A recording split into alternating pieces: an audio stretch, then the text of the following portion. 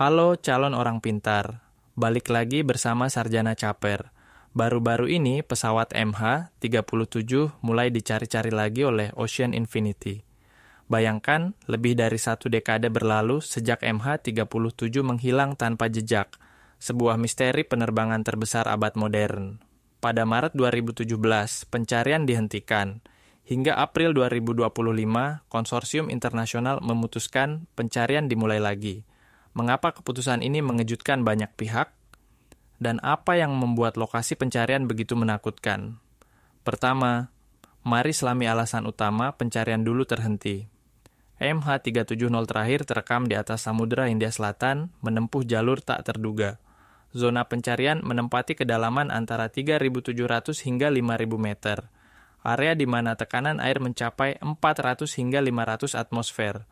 Pada kondisi normal, tekanan itu cukup untuk memampatkan logam dan menghancurkan peralatan bawah air konvensional.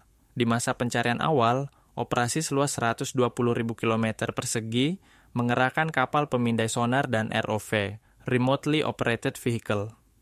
Namun, medan dasar laut yang dipenuhi ngarai terjal, bukit curam, dan lembah sedimen tebal membuat peta sonar menjadi samar.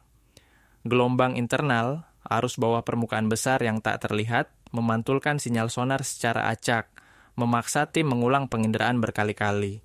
Hook pertama, kini teknologi apa yang membuat pencarian dilanjutkan? Jawabannya ada pada AUV, Autonomous Underwater Vehicle. Generasi kedua, AUV terbaru ini dilapisi keramik tahan tekanan ekstrem, serta dilengkapi sensor lidar bawah air dan sonar multifrekuensi, dengan resolusi 0,5 meter. Sensor ini mampu menembus sedimen hingga kedalaman 1 meter, mengungkap kontur dasar laut yang selama ini tersembunyi lumpur tebal. Hook kedua, bagaimana tim mengurangi area pencarian? Mereka memanfaatkan algoritma kecerdasan buatan, AI, berbasis deep learning. Ribuan citra sonar lama dan baru dianalisis untuk menandai anomali, struktur logam yang menyimpang dari pola bebatuan alami.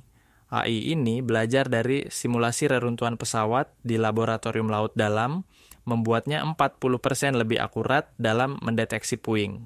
Lebih lanjut, teknologi magnetometer terbaru digunakan untuk melengkapi sonar. Magnetometer ini mampu mendeteksi fragmen logam berukuran kecil hingga 20 cm pada radius 100 meter.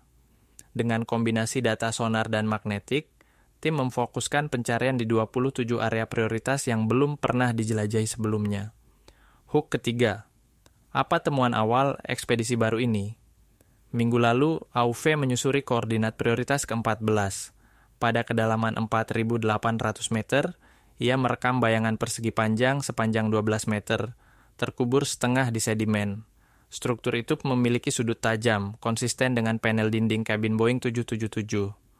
Namun, sebelum tim turun dengan ROV berskala besar, analisis ulang AI diperlukan untuk memastikan ini bukan formasi bebatuan. Sejarah mencatat, kotak hitam MH370 memancarkan sinyal pinger hanya selama 30 hari pertama setelah jatuh. Dengan tenggat waktu itu terlewat hampir 11 tahun, sinyal telah lenyap. Itulah mengapa misi baru tidak mengandalkan sinyal pinger. Semua fokus tertuju pada pencitraan dan deteksi pasif. Ini seperti berburu hantu di kedalaman yang tak berkesudahan. Lebih dari sekadar menemukan pesawat, pencarian ulang MH370 menyumbang kemajuan ilmu pengetahuan. Teknologi AUV dan AI ini akan dipakai dalam pemetaan dasar laut global, mengungkap gunung berapi bawah laut, jalur migrasi ikan, hingga ladang mineral langka. Selain itu, studi gelombang internal dan pergerakan sedimen memberi wawasan tentang bencana tsunami dan perubahan iklim laut dalam. Hook terakhir, apakah kita benar-benar bisa mengungkap misteri MH370 tahun ini? Setiap penurunan AUV bukan hanya soal menembus kegelapan, tetapi menghadapi tekanan 500 atmosfer, suhu mendekati 0, dan medan yang bergelombang. Namun setiap data, setiap citra, mendekatkan kita pada jawaban yang sudah lama ditunggu keluarga para korban. Pencarian MH370 bukan sekadar misi menemukan puing. Ia simbol tekad manusia menundukkan kekuatan alam ekstrem demi menguak kebenaran. Saat AUV berikutnya menyelam, ingatlah, di dasar samudra ini, jawaban atas misteri terbesar juga membuka pintu bagi penemuan ilmiah baru. Bagaimana pendapat kalian tentang pesawat MH370 yang sedang dicari-cari lagi? Apakah ini akan membuahkan hasil atau tidak?